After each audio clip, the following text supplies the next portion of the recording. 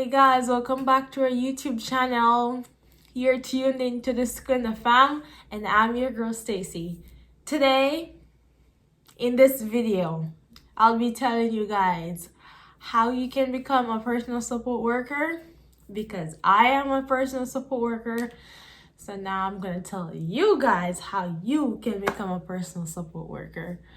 So without further ado, let's get into the video. If you see me looking down, by the way, I have some notes written down, so you know what's up. So first of all, a personal support worker is someone who care for the elderly, people who are ill, or people who just need help with their daily task. So that's what we do. So first of all, I'm gonna tell you guys about the courses, tuition, and everything. So some of the courses I did were life transition, human body, ongoing health, and practice community settings. And all we did 16 courses, and honestly it was not difficult at all. If you just put your mind to it, read ahead before your classes, you'll be fine. Like each course had a weekly quiz. So for like human body, you'll get a quiz, but like you can find the answers in the textbooks. Or if the answers are not available in the textbooks, the quizzes are like common sense. Tuition for domestic students, so students who are permanent residents here in Canada or citizens, they paid about $3,500.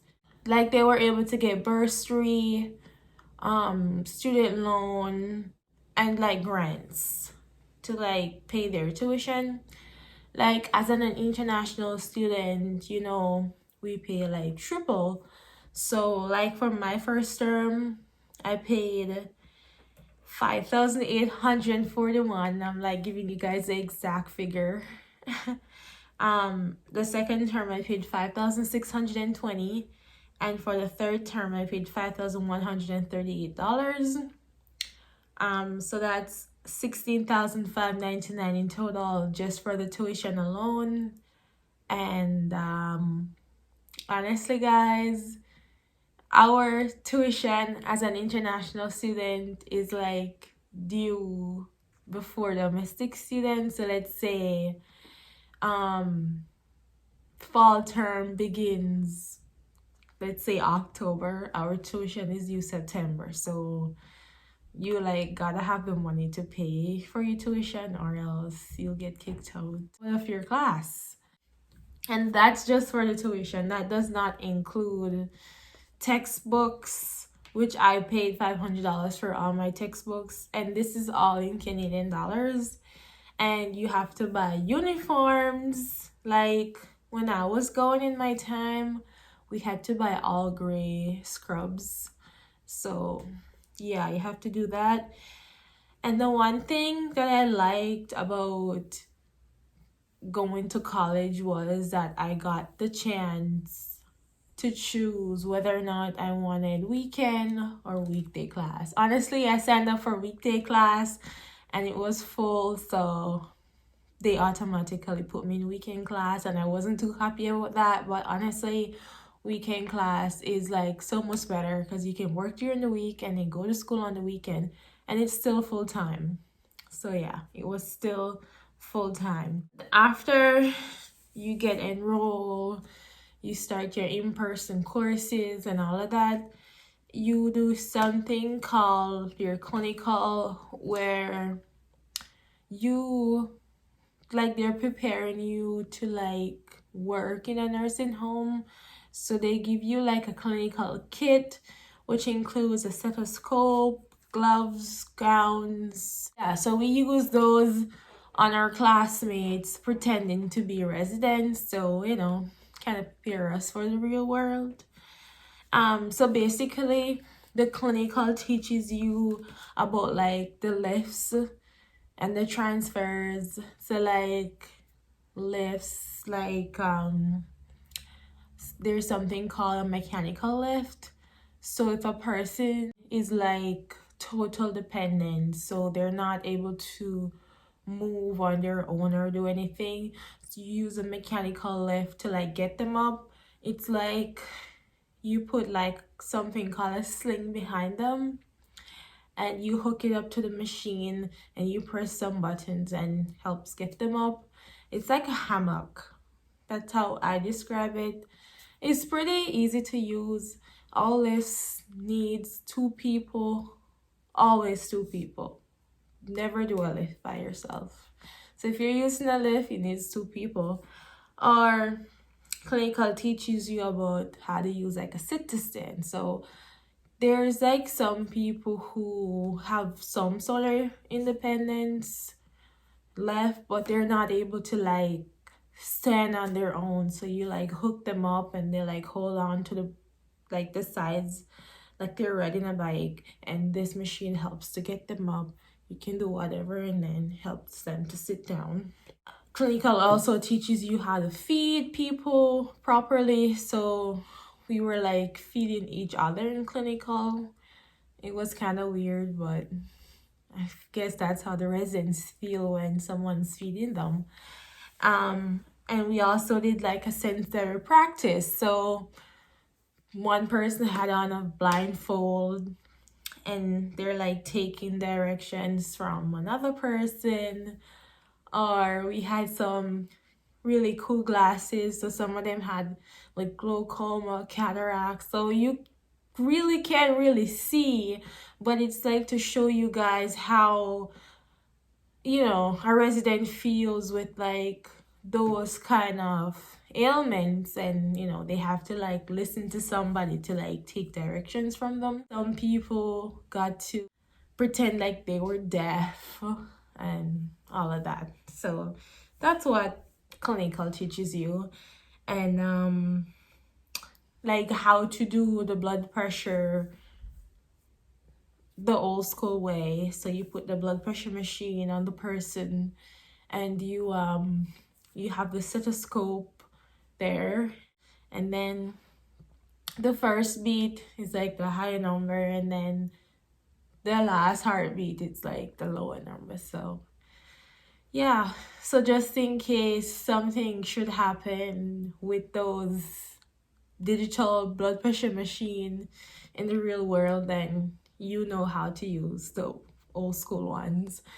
So let's go into the placement. So you're done with your in-class learning and quizzes. You're done with your clinical that prepares you to go out in the real world.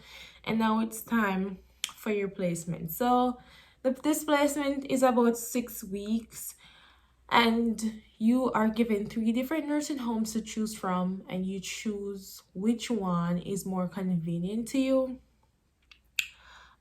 So like when you go into these homes, your first task, like week 1, is to like pick a resident. Usually the resident like has to be independent, somewhat independent. So you choose a resident and you kind of like get to know them. You get to know their toileting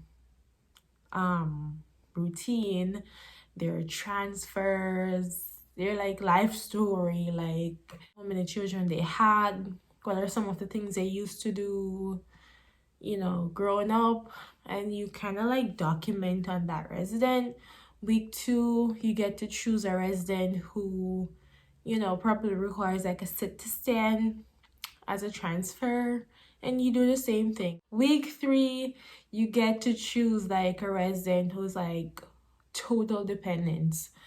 Those are your residents, and you have to like get them up in the morning and get them ready. So you chose them, you know everything about them, and you have to get them ready, of course, with another PSW from the home shadowing you, and you get graded based on how you do it. After like the placement part, there is this thing called a consolidation where you work independently. So you have this clocking sheet where like the RPN or the RN on that shift has to say what time you came in and the date and like their signature. And you work like all shifts, like morning, afternoons, and midnight shift. I can say that the home where I did my placement, like I was like 3 weeks in when COVID happened, and I had to stop for like 4 or 5 months. Within those times, though, I was working because you are allowed to work before you're done with school, so you can secure that job. And then I went back after COVID kind of cooled down a bit. And then our first day, we were told that there was a positive case of COVID in the home, and everyone was scared. Um, and I asked which floor it was on, and it was my floor, and I was devastated. And even though they were like reassuring that everything's gonna be okay and we're heroes and we just need to like keep focused, I was like crying my eyes out because I just didn't want to be there, but I had to be there because if you can't make it to a placement or a consolidation, you have to make up for lost times, and it's like horrible. So I had to be there. And so my instructor was not allowed on the floor because there was an outbreak, so the unit was shut down. And that was kind of nice because I could like do whatever I want to do without her knowing. So there was this resident on the floor who was tested positive for COVID. Like no one wanted to like go in the room, honestly. And they were like, oh, you should go in the room and, do care on him. And I did not even hesitate. I put my goggles on, my mask, my something over my hair, my gown, my glove, everything. And I went in and I did the guy, and I was scared to do it, but I mean, someone had to do it, like it had to be done. And like the residents weren't allowed in the dining room to eat. They had to, like, we delivered their food in their rooms. Whosoever needed help to eat, then people would go in and feed them. On that unit, there was about 30 residents with like 10 PSWs working. So that was kind of nice too, but it's safe to say that where I did my placement, it was not the best place because the staff was not too kind. So let's say week 1, like I mentioned before, when we had to write, like get to know a resident, you have to like do your information, like do your research about them. You had to like have like a one-on-one with them and ask them questions. Like that was your task to do, and you are graded to do that. The girls didn't like it on the floor, like the fact that I was spending time like with a resident for like the whole day, which that was my task. So they were kind of mean about that, and I really didn't care. And then week 2, when I had to do like a second resident, they were like very annoyed. So I tried to reassure them, but they didn't seem to care. At one point, they like took my paper and not took. They grabbed my paper out of my hand, and they were like reading it. And they were like, oh, I thought you were like writing a report about us. Like, I don't got time for that. And like I said, you can apply to work like at a nursing home. Like you can go to a long-term care home, retirement home, or any of those before you're done with school, so you can secure the job. And I feel like PSW is a great career to get into if you're like really into nursing, because it takes 2 years to become an RPN from a PSW, and then an extra year to become an RN. So yeah, it's a great opportunity. Also, if you go through an agency, you get paid more than if you should go straight through the home itself. I don't know why, but those guys get an extra $6 to $10. The thing about going through an agency is you can be placed at any nursing home. So let's say I live here, they can put me like an hour drive from where I live, or like a 45 minutes drive, or like a 30 minutes drive, and I don't want that because it really sucks to drive in the winter. And honestly, I live like 6 minutes away from work, and I don't want to be driving more than that because yeah. But again, PSW is, it pays good and you have a good pension. And I know that people in Jamaica look down on this job, and if I should do this job there, they would look down on me, and I don't get it. I don't know why. It's like a job, you do it, you get paid, you pay your bills. So what's the big deal? I don't know. Do your research before getting into job like this, because there's so many times I've heard people, like I'm training people and they're like, oh, I didn't know it was like this. Like, what did you expect? Like, know what you're getting yourself into. Like, do your research, because not everyone's gonna like this job. Like, not everyone has the stomach. Like, most people have a weak stomach. So if you think you can bear to see bowel movements, poops, then this job is not for you. You have to encounter everything. Vomit, poops, pee, blood, everything. Let me tell you something. When someone has a BM, you gotta look at it to document it, because you gotta document those things. Like, it's normal for me right now, but like for some people they'll be like, ew, I don't want to look at someone else's BM. You gotta look on that to see if it's form, if it's loose, if it's constipated, like everything. If it was large, small, medium. If it was contained, or if they had it in a toilet, bedpan, or commode. Like if they went on their own, or if you helped them. You gotta like look at those things. You gotta look if they had blood in their pee, their vomit. So if someone pukes, you can't just walk away from it. You have to look and call the RN, report it to them, and like you have to document it. So once you like do it often, you get used to it. So it's not really a big deal. When someone dies, you have to,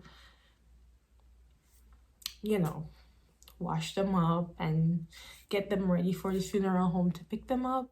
To end this video off, I know most people like to say we lift the residents with our hands and we're putting our backs out and all of that.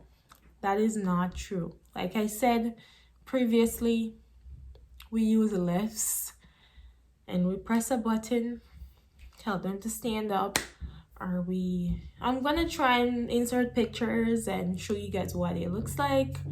And yeah, we don't literally lift these people up, because the residents can range between like 90 to like 350 pounds. So how on God's earth do you think we're gonna lift those people up? But yeah, we have machines for those. We have beds that we can raise to our height level. Like we have even the bathtub, literally you can raise to your height level. So whenever people say that, I'm like, nah, this is not how this goes.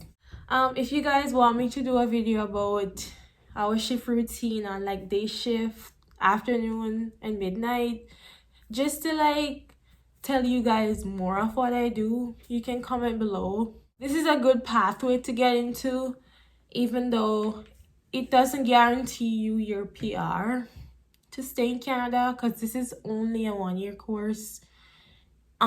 So if you want to come here to do this, you'd have to do like another semester or another year or something else to get your stay here. But yeah, I hope you guys enjoy this video. I know it's long and it's a lot of talking. It might be boring to a few people, but thank you so much for making it to the end. Thank you for watching. Don't forget to hit that red subscribe button. Begging you, please. Like this video, share it with your friends, and please subscribe again. And I'll see you guys another time. Bye.